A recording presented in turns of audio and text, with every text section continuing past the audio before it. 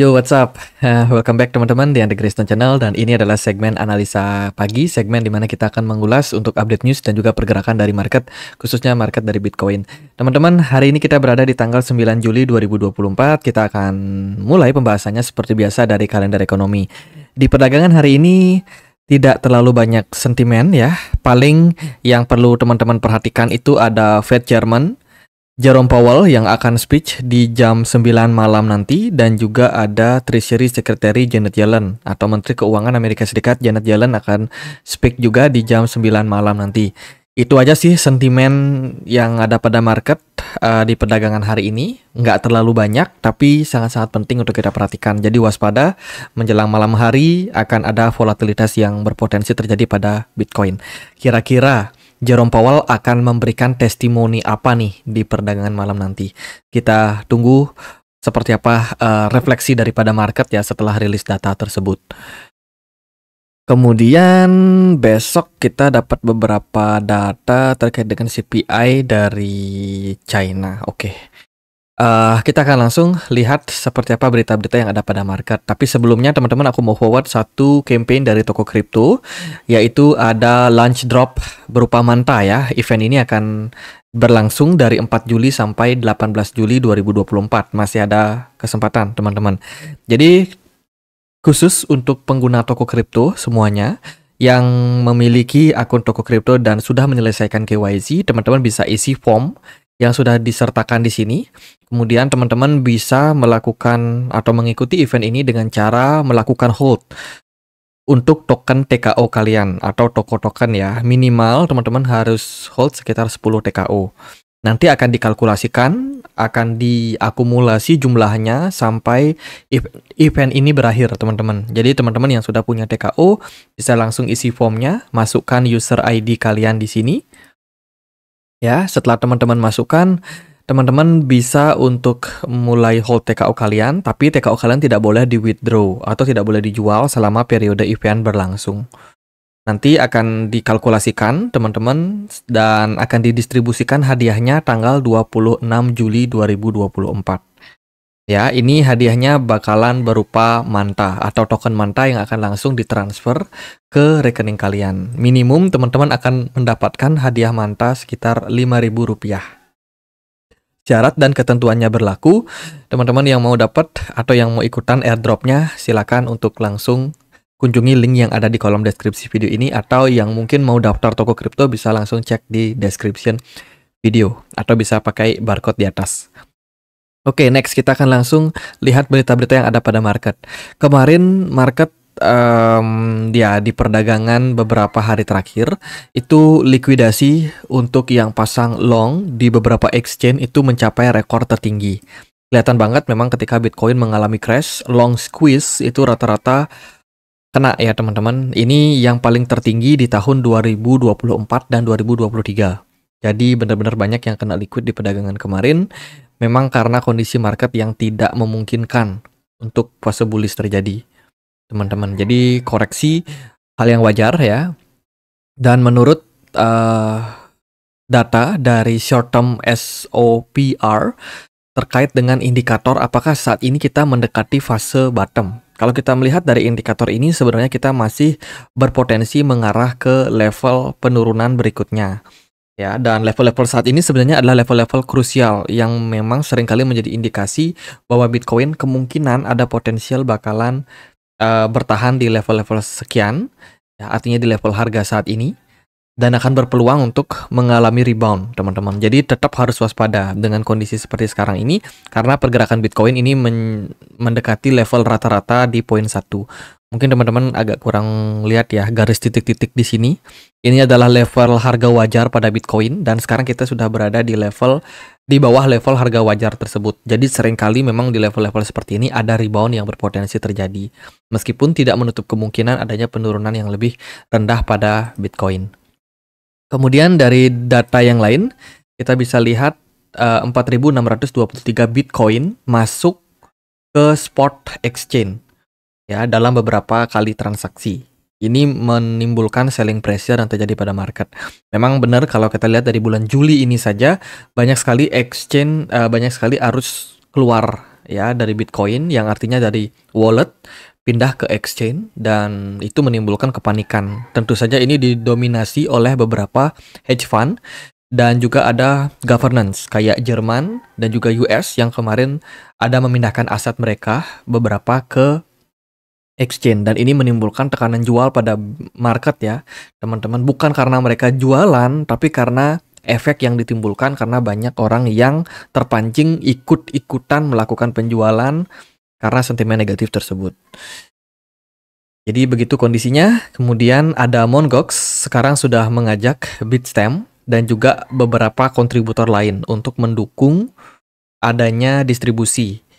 Ya, jadi kalau kita lihat dari berita terbaru ada Bitbank, SBI Venture Capital Trade, dan juga ada Bitstamp yang berpartner dengan Mt. Gox dalam hal melakukan distribusi. Dan kedepannya akan ada transfer lanjutan selama 60 hari ke depan untuk kemudian beberapa exchange ini yang bakalan melakukan distribusi barang ke banyak investor dari Mt. Gox, teman-teman. Jadi siap-siap aja, tekanan jual mungkin belum berakhir sampai saat ini.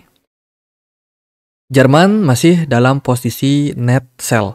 Ya, kalau kita lihat Jerman sudah melikuidasi aset mereka sekitar 155 juta US dollar berupa Bitcoin ditransferkannya ke beberapa exchange yang menimbulkan kepanikan pada market. Ya, sebenarnya jumlah yang ditransfer Jerman ini nggak banyak-banyak banget, teman-teman. Tapi ya memang latah ya.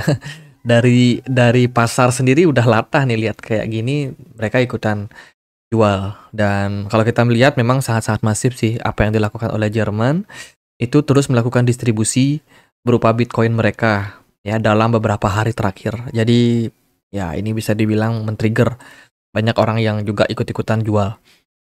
Kemudian Jepang, public firm dari Jepang yaitu Metaplanet kembali membeli Bitcoin senilai 2,5 juta Bitcoin. Teman-teman, ini merupakan sebuah adopsi yang dilakukan oleh perusahaan tersebut ya, Metaplanet, yang saat ini memang memanfaatkan momentum ketika market malah turun. Jadi Jerman jualan, salah satu firm di Jepang justru malah melakukan pembelian. Gitu. Jadi ya perpindahan aset teman-teman dari wheels satu ke wheels yang lain. Kemarin VanEck juga baru aja memperbarui ya formulir S1 mereka guna untuk mempermulus mereka mendapatkan approval terkait dengan spot Ethereum ETF. VanEck nggak sendiri sih, ada beberapa venture capital lain yang juga sama-sama menawarkan ETF Ethereum yang juga melakukan pembaruan data mereka. Karena memang kita masih menunggu nih, sepertinya ada beberapa poin yang belum bisa di-approve oleh SEC, sehingga mereka harus memperbarui formulir S1 mereka. Teman-teman, kita akan menantikan di bulan ini target bakalan ada approval terkait dengan Ethereum ETF. Berita yang lain, Binance akan mendelisting bond DOC MDX Pulse ya pada tanggal 22 Juli 2024. Ini disebabkan karena mereka punya level communication public yang rendah, kemudian juga trading volumenya rendah, kemudian juga regulator dan juga banyak hal lain yang menyebabkan Binance harus meremove beberapa pair ya di platform mereka terkait dengan token-token tersebut. Jadi yang punya token tersebut hati-hati ada narasi negatif. Kemudian berita kemarin datang dari Paulo Ardoino. Ya, kemarin dia nge-tweet teman-teman, OpenAI sepertinya telah diretas beberapa waktu lalu. Dan ini menakutkan. Model AI yang sangat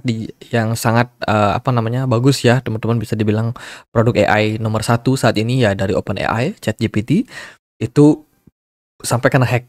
Ya, apalagi di Indonesia ya kan. Jadi ini merupakan sebuah berita yang negatif sebenarnya, dan sepertinya dari hacker sekarang lagi aktif-aktifnya ya melakukan serangan sana sini, teman-teman. Jadi waspada dengan data kalian ya. Kemarin aku dapat info terkait dengan data Indonesia yang bocor tersebut. Jadi ya disarankan sih untuk mengganti password kalian. Kalau kalian punya akun exchange atau apapun itu, email dan lain sebagainya, better diganti karena data kita nggak tahu nih data siapa yang sudah ada di dark web atau data siapa yang memang sudah bocor, teman-teman. Siapa tahu itu data-data kita. Jadi better untuk change ya your password. Dan juga meningkatkan proteksi keamanan kalau ada two factor authenticator, yaitu dengan Google Authenticator. Itu bisa lebih mengamankan aset ataupun akun kalian. Kemudian berita datang dari Immutable X atau IMX ya nama tokennya. Itu dikabarkan baru aja bekerja sama dengan Netmarble. Nah, siapa nih yang dulu suka main itu loh, main dadu itu teman-teman, main Monopoly dari Netmarble. Aku lupa nama permainannya, Get Rich ya. Ya, lain Get Rich. Itu perusahaannya Netmarble itu bekerja sama dengan Immutable X. Ya, Immutable dalam hal pengembangan game di Web3. Ini merupakan sebuah berita yang bagus tentu saja, dan ya ini bisa menjadi salah satu sentimen yang positif untuk peluncuran permainan Netmarble dan juga Immutable di platform Immutable sendiri. Jadi Immutable ini adalah platform game Web3 yang sudah sangat-sangat terkenal ya. Mereka berkolaborasi dengan banyak perusahaan di sini, ada Ubisoft, Merit Circle, Uvium, kemudian juga ada proyek-proyek yang lain. Jadi akan semakin memperbesar ekosistem yang dimiliki oleh Immutable ya. Kemudian Lionel Messi, pesepak bola nomor 1 di dunia, teman-teman, saat ini mempromosikan Solana meme coin di Instagramnya. Waduh, ini berita yang luar biasa, teman-teman. Solana water.solana ya, yang dipopulerkan oleh Lionel Messi, dan kemarin pergerakan harga tokennya WaterSol itu mengalami pump ketika Lionel Messi udah mulai nge-tweet. Nah, siapa nih yang udah punya atau yang sudah garap airdropnya atau sempat beli tokennya? Nggak disangka ya, ternyata sekarang ini meme token bahkan di aplikasi-aplikasi Telegram yang kita bisa cari itu, teman-teman. Jadi airdrop dari permainan Telegram itu bisa saja salah satu di antaranya bisa di endorse dengan beberapa influencer terkenal. Dan Hamster Combat juga bakalan listing atau sudah listing di pre-market Bybit. Kemarin komunitas kita cukup ramai terkait dengan hal tersebut ya. Ini Hamster HMSTR sudah listing di pre-marketnya Bybit dan katanya ngepump dari harganya 0,06 sekarang udah 0,11. Keren sih Hamster. Kemudian berita yang lain datang dari ya itu aja sih, teman-teman. Jadi buat yang mau ikutan garap airdrop seperti ini, coba cek link yang ada di kolom deskripsi video ini. Aku udah kasih linknya semua di sana, teman-teman. Oke, next kita akan lihat gimana sih pergerakan dari market, especially marketnya dari Bitcoin ya. Di perdagangan kemarin Bitcoin malu-malu kucing, sempat naik tapi balik turun lagi karena tekanan jual. Jadi ibaratnya posisi sekarang ini posisi yang sangat-sangat menarik untuk melakukan akumulasi, tapi tekanan jual masih belum berakhir, masih belum ada indikasi kuat tentang reversal. Dari candlestick kemarin juga menunjukkan indikasi yang negatif. Ya, closing time frame daily kita negatif untuk Bitcoin, sayang banget teman-teman. Padahal dari RSI sudah memberikan indikasi divergence, bullish divergence, yang harusnya sih bisa memberikan impact reversal pada market Bitcoin ya. Yang bagus kemarin BTC Dominance mengalami penurunan. Beberapa altcoin kemarin dapat momentum untuk naik ya. Salah satunya ada Manta, aku perhatikan. Celestia naik 17%. Itu terus CRV juga naik 13%, sisanya ya mungkin ada beberapa yang juga masih dalam proses penguatan. Kalau dari Bitcoin hari ini kemana? Kalau saya sih ekspektasinya adalah kenaikan, teman-teman. Kalau kita lihat dari indikator lain di time frame 4 jam, sebenarnya cukup potensial untuk pergerakan Bitcoin menguat. Apalagi kemarin ada potensial dia membuat double bottom. Ini kita expect adanya double bottom terjadi ya di sini. Cuman ketika Bitcoin naik sampai kisaran 58.000, seperti ada tekanan jual yang sangat signifikan, menyebabkan harganya kembali drop, teman-teman. Bitcoin kembali berusaha untuk merangkak naik.